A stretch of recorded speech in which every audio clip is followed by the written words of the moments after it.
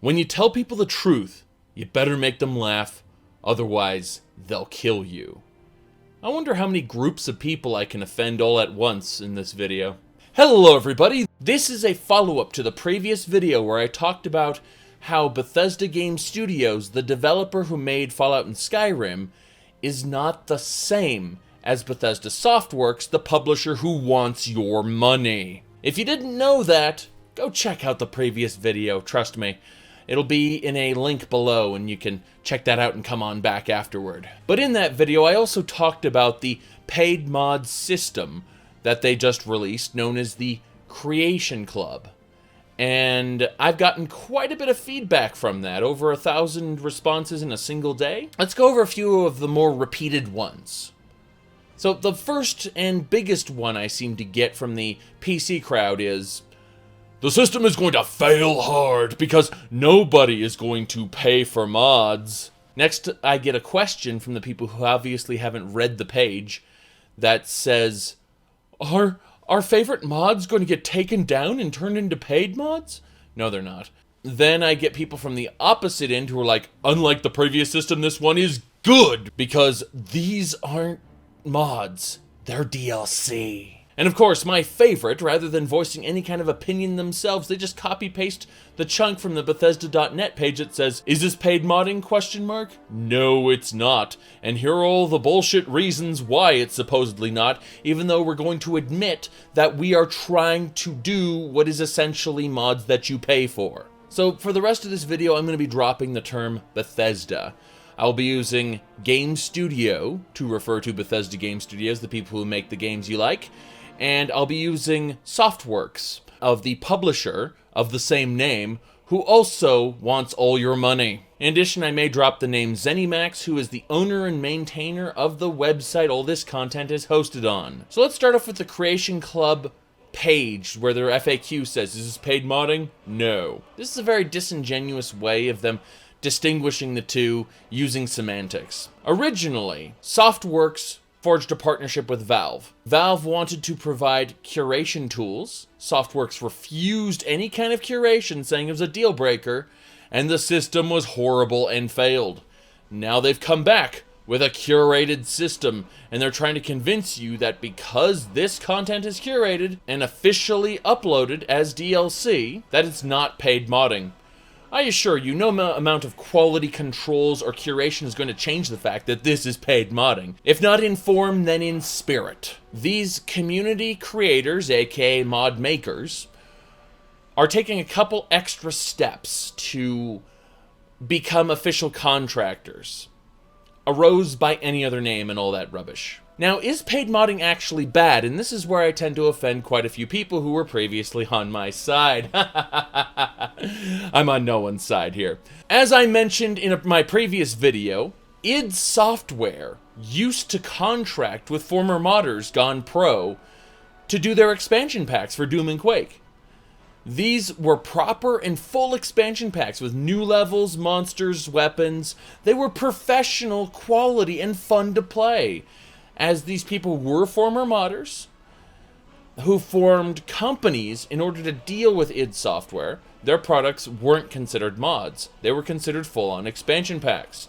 Paid modding hadn't even been attempted. So if you wanted to license content as a modder, that's how you did it. You formed a company and you said, our company can do this job. Unlike Softworks, id Software, before it joined the ZeniMax family, was exceedingly receptive to its audience. And that's how these deals were made. The point is, these deals happened. When Softworks posted their side on the whole paid modding scenario the first time around, when justifying the tiny cut mod makers got, they proclaimed how great the system was, that never before could an individual hope to obtain the license to sell a product from a license such as the Elder Scrolls. Funny how id Software was selling expansion packs from former modders. It just shows the level of corporate arrogance we were dealing with back then when Softworks was saying what it was saying. Either way, this is the furthest back and most healthy form of paid modding. The idea that a group of modders would go pro and then go through normal software development cycles. What we have now, the Creator Club, is surprisingly like that in concept. You sign up, you pitch them a mod concept, you sign a contract, and in their eyes, you're no longer a mod maker. You are a professional software developer. That means you'll have to go through development cycles and have your work vetted. Vet means investigate to discover. The result is an official, although non-canon DLC that gets sold on the marketplace for Bethnet's premium currency that you get to buy on either the Xbox, the PlayStation, or Steam storefronts. This closes huge legal liabilities that existed in the old uncurated paid mod system. So everything's okay, right? Because we're totally gonna see what id Software did, right? With the whole full-on community source expansion packs, right? The offering of the opening of the Creator Club was a smattering of things such as crab armor.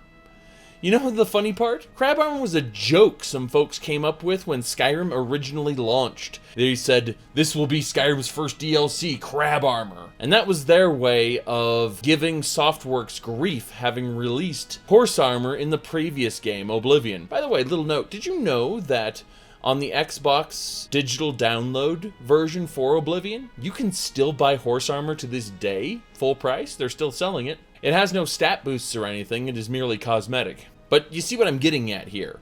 While I agree that they are finally operating the system in the correct way, they're still not immune to scrutiny.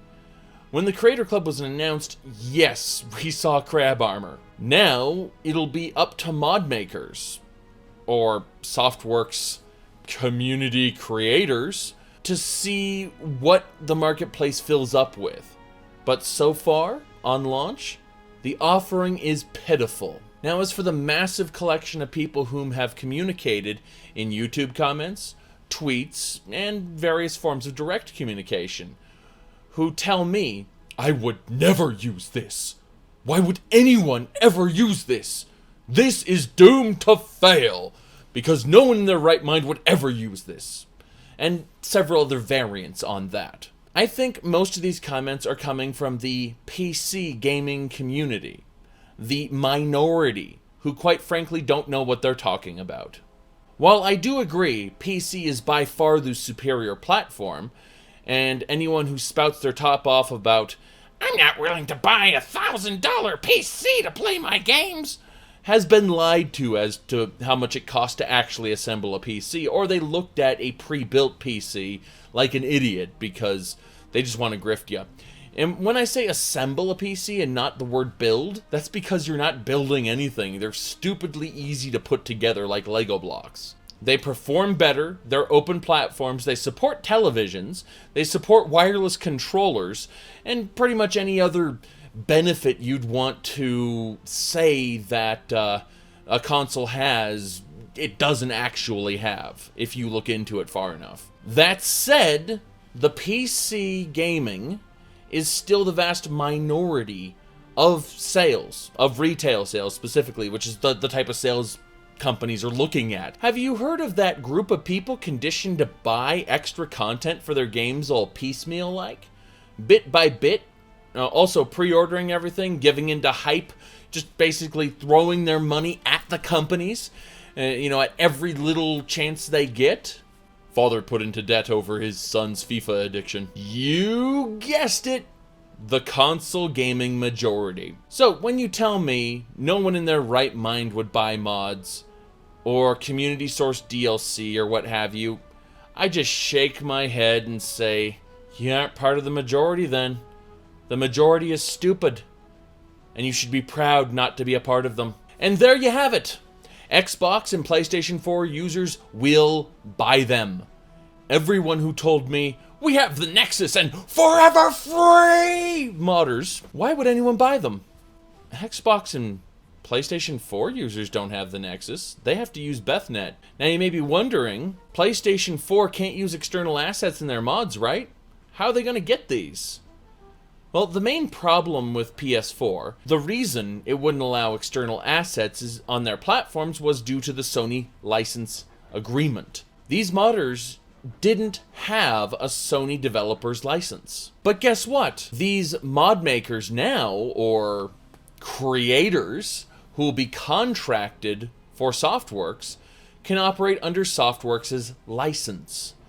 So under that license, content can be officially vetted and published through Softworks by Softworks as Softworks' official work that Softworks owns. Bam! It's on the PS4, officially licensed. Did you know in terms of sales, the Skyrim Special Edition sold the most copies by a landslide on the PS4? The same console that people are most thirsty for content because they don't have the good mods that use external assets. To the PC player minority, why would you ever let yourself get nickel and dimed for small things when you have the entire Nexus worth of mods to play with, plus a script extender on the horizon, reshades, E&Bs, all kinds of third-party tools? To the Xbox player, who is a larger minority, as in they put the PC gaming base to shame in terms of population, but they're still smaller than the PS4 base. They say, oh, there's some cool stuff there on that Creators Club, maybe I'll get myself one or two things, but Bethnet pretty much has everything I need. Finally, you have the PS4 install base, which is the majority, which is where Softworks is going to make all its sweet, juicy money. Those people are like, give me new content, gimme, gimme, gimme, gimme. What kind of people are we talking about here? FIFA gaming addiction puts families into debt. I'm certain the Creaton Club is going to be massively successful. And that petition that someone tried to spam like 40 times on my last video, not even 10,000 signatures is going to get you anywhere. Well, let's make this clear. If every single one of you in that 10,000 decided to boycott Bethesda's content from now on, it wouldn't be a drop in the bucket compared to the ocean of money Softworks is going to be making from this business venture. Let's frame this properly. They are contracting people to make DLC for them. The payment of those contractees will be predicated on the thing that they made selling. That's a smart business move. And they're going to make bank off of the PlayStation 4 users. As for myself, it's a business expense, tax deductible. As long as it's part of a video, I don't have any shame about contributing to the problems in gaming as a whole, as long as I can turn them into YouTube videos. Trollololololol. But seriously, if we take a moment and consider, this is vastly, vastly superior to the previous paid mod system. Unfortunately, the initial offering is disgusting. So, I think the only thing we can do is wait and see. We'll see how this affects the Nexus and the forever free crowd, because all kinds of things could happen from that. We need to see if mod makers do actually take down some of their existing mods. We need to see how this affects Bethnet. And most importantly, we just need to see how much freaking money Softworks is going to pull in for this. But I don't think that Softworks should be taken off the hook for its very disingenuous and somewhat scummy presentation of it, where these aren't paid mods, we promise you. And then in the bottom text, they talk about how essentially they were looking for various ways to do paid mods, and this is they're in. So, yeah. Now, what I would consider a perfect win in this scenario would be new land mods, specifically like Falscar, Wormstooth, Undeath, very large-scale quest lines, much like an actual expansion pack would be. I would consider those appearing on the Creators Club to be a win. However, if we get more of this is our Akatosh armor set, look how it looks kind of dragony, but it's a little bit of bronze and gold in it, I would consider that an utter failure. A big concern is seeing mods like immersive armors, in the next edition of Bethesda games going away, because they were all chopped up piecemeal and provided as single armors that you could buy for a certain amount. That would suck. And of course, there is always the looming threat that in the next game, they get rid of modding as a free service.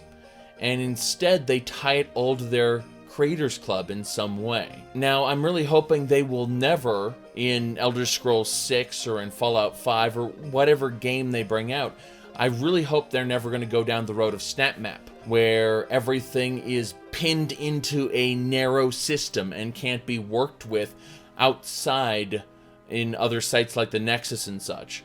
But it is a distinct possibility that's what they may do if they see enough profit that is floating around on the Nexus that could be driven to their sphere. And that's what this all comes down to, is it's how much money can Softworks make, and the fact that they haven't gotten enough yet. And I think a lovable jackass by the name of Jim Sterling put it best: they can't be satisfied with just being extremely profitable. They need to have all the money. And if they can't make all the money, then there's no point. And that's sad, because you can see what happens to creativity when money enters the picture. So that's where I'm going to wrap this up. The question is, what do you guys think about it? I know I've said a lot of things to insult a lot of groups. Some people who were previously on my side, other people just out there in general. And I want to know what you guys have to think about this whole situation and where it appears that BethNet and the whole Creators Club is going. I want to hear from both people who are on the Nexus and only use the Nexus, but I don't only want to hear from those people. If any of you out here are PlayStation 4 only users, what do you guys think about this Creation Club? I'm very curious to hear your take on it. Either way, thank you all for watching. Keep an eye out for some more E3 videos coming down the pipe, and I will see y'all next time.